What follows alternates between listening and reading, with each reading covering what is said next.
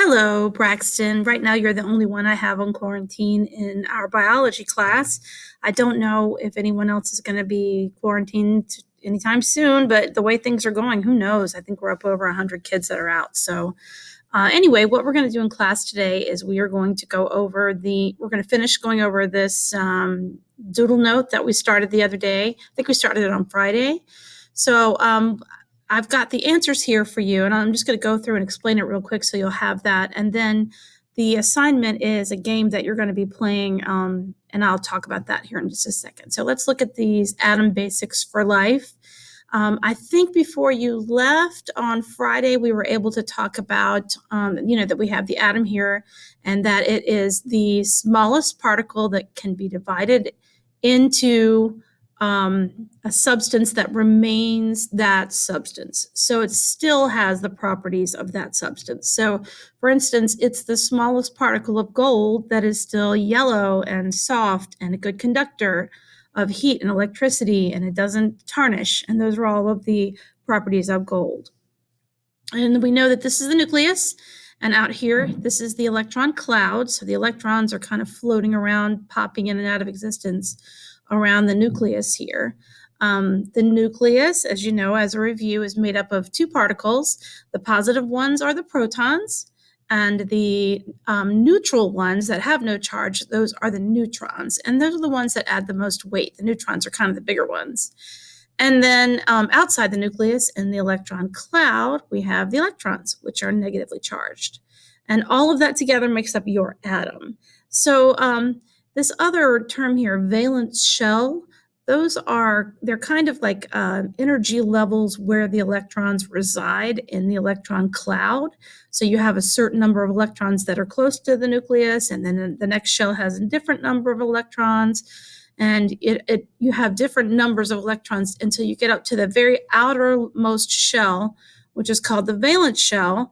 And most atoms like to have an even number of electrons in the outermost shell, and most of them want 8 electrons. And that's important for bonding, so hang on to that thought. I did want to make sure you understand what an element is, and that is the pure substance that cannot be broken down by regular means into anything smaller. So like gold is a pure substance. All of the atoms in gold have 79 protons.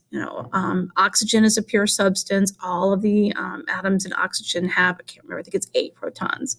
So that's what makes an element an element. It has a certain number of protons, it has certain characteristics, and it can't be broken down by regular chemical means like heating it or cooling it. I mean, you'd have to do a lot more to try to break it into smaller particles.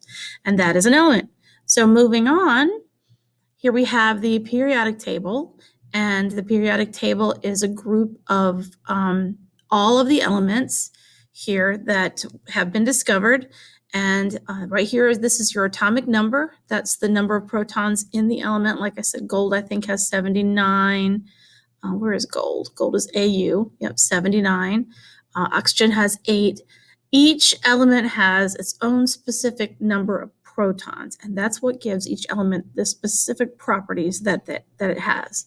So, for example, neon has 10 protons, and it makes it neon. I guess what we know neon for is that it glows when you pass electricity through it, and that's how you get neon signs. And it's a gas. So those properties are created by that number of protons there. Then you have a number down here. This is the atomic mass, or the number, kind of, you could use the term weight. Weight is to pull gravity on it, so mass is a better term. But that's what that is. That's how much mass is in that atom of neon. And then, of course, Ne is the chemical symbol for neon. So we have, that went way back, too small. So now we have our periodic table. It's a giant cheat sheet for the properties of elements, and different groupings have different characteristics as well. So we have over here our atomic number of protons, like I mentioned, cannot be changed. All rubidium atoms have 37 protons. If it has 36 protons, it's not rubidium. If it has 39 protons or 38 protons, it's not rubidium. It has to be 37. And then down here, I mentioned this atomic mass. That's all the protons and neutrons added together. A compound is when you have atoms that match up with other atoms and they combine together to make a molecule. Molecules are bonded together. The atoms bond together with different types of bonds. The ones that are the most important in biology are the covalent bonds, and that's where atoms share electrons, so they all have that even number of valence electrons in the outermost shell. So like this helium atom is sharing an electron with this carbon atom. And the carbon has hydrogen. The carbon has 4 hydrogens around it because it has added enough electrons there to give it that 8 that we mentioned, that most elements want 8 in their atom, 8 valence electrons. The hydrogen bond is a weak magnetic bond, and it's because if you look at the water atom, it's partially negative and partially positive. The way that it's shaped, you kind of end up with a positive side and a negative side, and that kind of helps the water molecules stick to each other, which gives water the property called polarity. It's polar. It has a negative and a positive side. That weak bond is called a hydrogen bond, and we will see that a lot in biology as well.